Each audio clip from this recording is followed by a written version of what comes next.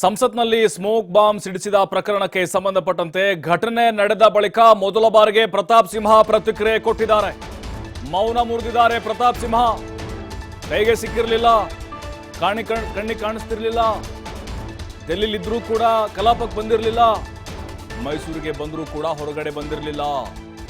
ಈಗ ಸಾರ್ವಜನಿಕವಾಗಿ ಕಾಣಿಸಿಕೊಂಡಿದ್ದಾರೆ. ಆದರೆ ಮಾಧ್ಯಮಗಳ ಪ್ರಶ್ನೆಗೆ ಉತ್ತರಿಸಲಾಗದೆ ತಡ ಬಡಾಯಿಸ್ಬಿಟ್ಟಿದ್ದಾರೆ. ಏನಪ್ಪ ನನ್ಗೆ ಗೊತ್ತು ಮಾಧ್ಯಮದವರು ಇದೇ ಪ್ರಶ್ನೆ ಕೇಳ್ತಾರೆ ಅಂತ ಅನ್ಕೊಂಡು ಬಂದು ನೋಡಿ, ಆ ವಿಚಾರದಲ್ಲಿ ಯಾವ ವಿವರಣೆಯನ್ನು ಕೂಡ ನಾನು ಕೊಡೋದಿಲ್ಲ. ಆ ಪ್ರಶ್ನೆ ಬಿಟ್ಟು ಬೇರೆ ಏನಾದಿದ್ರೆ ಕೇಳಿ. ಪ್ರತಾಪ್ ಸಿಂಹ ದೇಶದ್ರೋಹಿನ, ದೇಶ ಪ್ರೇಮಿನ ಜನ ತೀರ್ಮಾನ ಮಾಡ್ತಾರೆ. ಈ ವಿಚಾರದಲ್ಲಿ ನಾನು ಇಷ್ಟೇ ಹೇಳೋದು, ಇನ್ನೇನು ಕೇಳಬೇಡಿ. ಪ್ರತಿಕ್ರಿಯೆ ಬಳಿಕವೂ ಕಗ್ಗಂಟಾಗಿ ಉಳಿದಿದೆ ಪ್ರತಾಪ್ ಸಿಂಹ ನಡೆ. ಅಲ್ಲ, ಸ್ಪಷ್ಟನೆ ಕೊಡಬೇಕಾಗಿತ್ತಲ್ವಾ? ಒಬ್ಬ ಜವಾಬ್ದಾರಿಯುತ ಸಂಸದ, ಪತ್ರಕರ್ತರಾಗಿದ್ದಂಥವ್ರು, ಬೇರೆಯವ್ರಿಗೆ ಕಿವಿ ಮಾತನ್ನ ಹೇಳೋರು, ಉದ್ದುದ್ದ ಭಾಷಣ ಬಗೆಯೋರು, ತಮ್ಮ ಮೇಲೆ ಆರೋಪ ಬಂದಾಗ ಅದನ್ನ ಕ್ಲಾರಿಟಿ ಮೂಲಕ ಬಗೆಹರಿಸ್ಕೊಳ್ಬೇಕು. ಸಾರ್ವಜನಿಕ ಜೀವನದಲ್ಲಿ ಬದುಕುವಂಥವ್ರು ಹೇಳ್ಬೋದಾಗಿತ್ತಲ್ವಾ? ಮನೋರಂಜನೆ ಪರಿಚಯನ ಇಲ್ವಾ? ನಮ್ಮ PA ಮೂಲಕ ಪಾಸ್ ಕೊಟ್ಟಿದ್ದು ಹೌದಾ ಇಲ್ವಾ? ಪಾಸ್ ಹೆಂಗೆ ಹೋಗಿತ್ತು? ಹೇಗೆ ಪರಿಚಯ ಆಗಿದ್ರು? ಅಥವಾ ಅವ್ರಿಗೆ ಸಂಬಂಧ ಇದೆಯಾ? ನೀವು ಯಾವಾಗಾದರೂ ಕೂಡ ಇದಕ್ಕೆ ಉತ್ತರ ಕೊಡಲೇಬೇಕು. ಈಗಲ್ಲ, ನಾಳೆ ಆದರೂ ಕೂಡ ಇದಕ್ಕೆ ನಿಮ್ಮ ಸ್ಪಷ್ಟನೆ ಬೇಕೇ ಬೇಕಾಗುತ್ತೆ. ಕಾನೂನಾತ್ಮಕವಾಗಿ ಅದು ತನಿಖೆ ಆಗಲಿ, ಪೊಲೀಸರು ಕೇಳಿ ಅವಾಗ ಉತ್ತರ ಕೊಡ್ತೀನಿ ಅನ್ನೋದಲ್ಲ.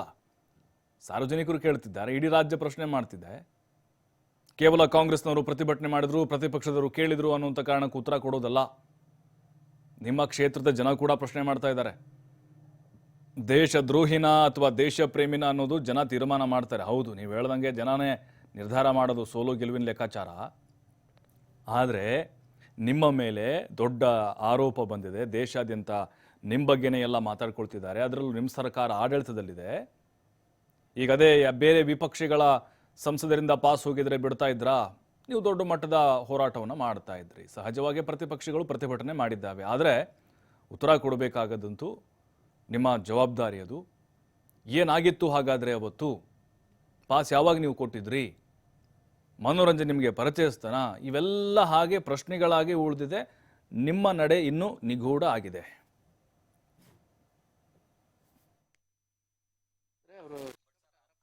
ನಿಮ್ಮ ಹೆಸರಲ್ಲಿ ಪಾಸ್ ತೆಗೆದುಕೊಂಡು ಹೋದ್ರು ಅಂತ ಸರ್ ಅಲಿಗೇಷನ್ ಸರ್.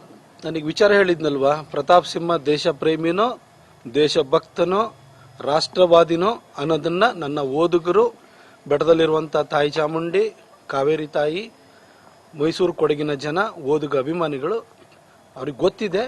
ಅವರು ಅವ್ರ ತೀರ್ಮಾನವನ್ನ ಏಪ್ರಿಲ್ನಲ್ಲಿ ಹೇಳ್ತಾರೆ. ಘಟನೆ ಬಗ್ಗೆ ತಾವೇನು ಹೇಳ್ತೀರಾ? ಅದ್ರ ಆಚೆಗೆ ಬಿಟ್ಟು ಬೇರೆ ಏನಾದ್ರು ಇದ್ರೆ ಕೇಳಿ ದಯವಿಟ್ಟು. ನಿಮ್ಮ ಹೇಳಿಕೆ ದಾಖಲೆ ಏನಾದ್ರು ಮಾಡ್ಕೊಂಡಿದ್ದಾರೆ?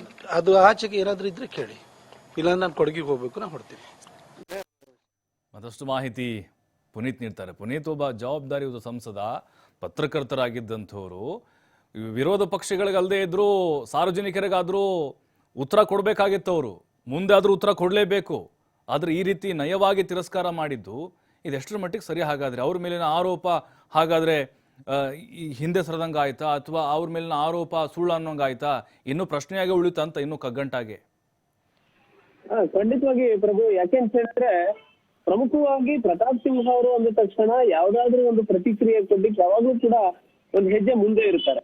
ಅದು ಯಾರದೇ ವಿಚಾರ ಆದ್ರೂ ಕೂಡ. ಈಗ ನಾವು ಇವತ್ತು ಕೂಡ ಗಮನಿಸಬಹುದು, ಪ್ರತಾಪ್ ಸಿಂಹ ಅವರ ಒಂದು ಹೇಳಿಕೆ ಎಷ್ಟು ಮಟ್ಟಿಗಿತ್ತು ಅಂತ ಹೇಳಿದ್ರೆ, ಸಿದ್ದರಾಮಯ್ಯನವರ ವಿಚಾರ ಬಂದಂತಹ ಸಂದರ್ಭದಲ್ಲಿ ಅವರಿಗೆ ಯಾವುದೇ ರೀತಿಯಾದಂತಹ ತಿರುಗೇಟನ್ನು ಕೊಡ್ಲಿಕ್ಕೆ ತಾ ಮುಂದು ನಾ ಮುಂದು ಅನ್ನೋ ರೀತಿಯಲ್ಲೇ ಇರುವಂತಹ ಪ್ರತಾಪ್ ಸಿಂಹ ಅವರ ವಿಚಾರಕ್ಕೆ ಸಂಬಂಧಪಟ್ಟಂತಹ ಪ್ರಶ್ನೆಯನ್ನ ಕೇಳಿದಾಗ ಬೇರೆ ಪ್ರಶ್ನೆಯನ್ನು ಕೇಳಿ 3 ಬಾರಿ ಹೇಳ್ತಕ್ಕಂಥ ಪ್ರಯತ್ನವನ್ನು ಮಾಡ್ತಾರೆ. ಅಂದ್ರೆ ಅವ್ರು ಕೊಡ್ಬೇಕಾಗಿರತಕ್ಕಂಥ ಸ್ಪಷ್ಟನೆಯನ್ನು ಕೊಡ್ಲಿಕ್ಕೆ ಅವ್ರ ಕೈಲಿ ಸಾಧ್ಯ ಆಗೋದಿಲ್ಲ. ಏನ್ ಸಂಸತ್ಗೆ ನುಗ್ಗಿದ ಪ್ರಕರಣಕ್ಕೆ ಸಂಬಂಧಪಟ್ಟಂತೆ ಮೈಸೂರಿನ ವಿಜಯನಗರದ 2ನೇ ಹಂತದಲ್ಲಿ ವಾಸವಾಗಿರುವಂತಹ ಮನೋರಂಜನ್ಗೆ ಸಂಸದ ಪ್ರತಾಪ್ ಸಿಂಹ ಅವರು ಪಾಸ್ ಕೊಟ್ಟಿದ್ರು ಅನ್ನೋ ಒಂದು ವಿಚಾರ ಏನಿದೆ, ಈ ಒಂದು ವಿಚಾರಕ್ಕೆ ಸಂಬಂಧಪಟ್ಟಂತೆ ಮಾತನಾಡುವಂತಹ ಸಂದರ್ಭದಲ್ಲಿ ಆ ಒಂದು ಪ್ರಶ್ನೆಯನ್ನ ಬಿಟ್ಟು ಮತ್ತೊಂದು ಪ್ರಶ್ನೆಯನ್ನ ಕೇಳಿ, ನಾನು ದೇಶ ಪ್ರೇಮಿನ, ದೇಶ ದ್ರೋಹಿನ ಅನ್ನೋದ್ರ ಬಗ್ಗೆ ಮುಂದಿನ ಏಪ್ರಿಲ್ ತಿಂಗಳಲ್ಲಿ ಜನ ತೀರ್ಮಾನ ಮಾಡ್ತಾರೆ ಅನ್ನೋ ಮಾತುಗಳನ್ನು ಹೇಳ್ತಾರೆ. ಆದ್ರೆ ಇಲ್ಲಿ ಪ್ರಶ್ನೆ ಇರ್ತಕ್ಕಂಥದ್ದು, ಜನರೇ ಮಾಡ್ತಾ ಇರ್ತಕ್ಕಂಥದ್ದು. ಎಲ್ಲೋ ಒಂದು ಕಡೆ ಕಾಂಗ್ರೆಸ್ನವರು ಇರ್ಬೋದು ಅಥವಾ ಬೇರೆ ಬೇರೆ ಸಂಘಟನೆಯವರು ಸಂಸದ ಪ್ರತಾಪ್ ಸಿಂಹ ಅವ್ರನ್ನ ತನಿಖೆಗೊಳಪಡಿಸಬೇಕು, ಈ ವಿಚಾರದಲ್ಲಿ ಅವರು ಸ್ಪಷ್ಟನೆಯನ್ನು ಕೊಡಬೇಕು ಅನ್ನೋ ವಿಷಯ ಸಂಬಂಧಪಟ್ಟಂತೆ ಏನ್ ಮಾತನಾಡ್ತಾರೋ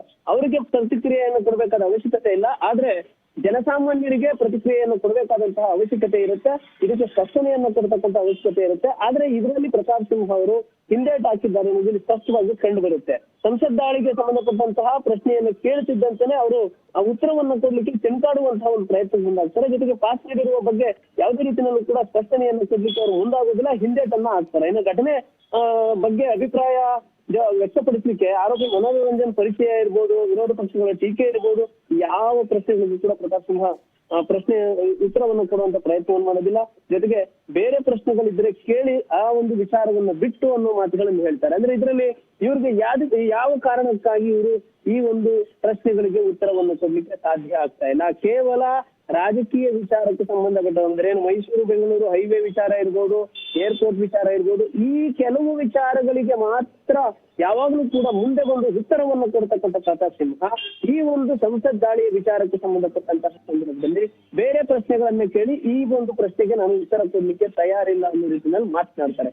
ಯಾವ ಒಂದು ಕಾರಣಕ್ಕಾಗಿ ಇದು ಸಾಕಷ್ಟು ಅನುಮಾನವನ್ನ ಮೂಡಿಸುತ್ತೆ. ಜೊತೆಗೆ ನಾನು ಇಲ್ಲಿ ದೇಶದ್ರೋಹಿನ ದೇಶ ಪ್ರೇಮಿನ ಅನ್ನೋದು ಜನ ತೀರ್ಮಾನ ಮಾಡ್ತಾರೆ ಅಂತಕ್ಕಂಥದ್ದನ್ನ ಚುನಾವಣೆಯ ವಿಚಾರಕ್ಕೆ ಸಂಬಂಧಪಟ್ಟಂತೆ ಇರ್ತಕ್ಕಂಥ ಒಂದು ಪ್ರತಿಕ್ರಿಯೆ ಅಂದ್ಕೊಳ್ಬಹುದು. ಆದ್ರೆ ಇಲ್ಲಿ ಜನರಿಗೆ ಬೇಕಾಗಿರ್ತಕ್ಕಂಥದ್ದು ಪ್ರಮುಖವಾದಂತಹ ಒಂದು ಉತ್ತರ ಏನಂತ ಹೇಳಿದ್ರೆ, ಸಂಸತ್ಗೆ ನುಗ್ಗಿದಂತವರಿಗೆ ಪಾಸ್ ಕೊಟ್ಟಂತಹ ಕಚೇರಿಯ ಸಂಸದರಿವರು, ಈ ಸಂಸದರು ಅದಕ್ಕೆ ಸ್ಪಷ್ಟನೆ ಏನ್ ಕೊಡ್ಬೇಕಾತ, ನಾನು ಪರಿಚಯ ಇದ್ನಾ ಅಥವಾ ಪರಿಚಯ ಇರ್ಲಿಲ್ವಾ, ಮತ್ತೊಬ್ಬರಿಂದ ಹೋಯ್ತಾ, ಯಾವ್ದಾದ್ರು ಒಂದು ವಿಚಾರಕ್ಕೆ ಸಂಬಂಧಪಟ್ಟಂತೆ ಕೊಡ್ಬೇಕು.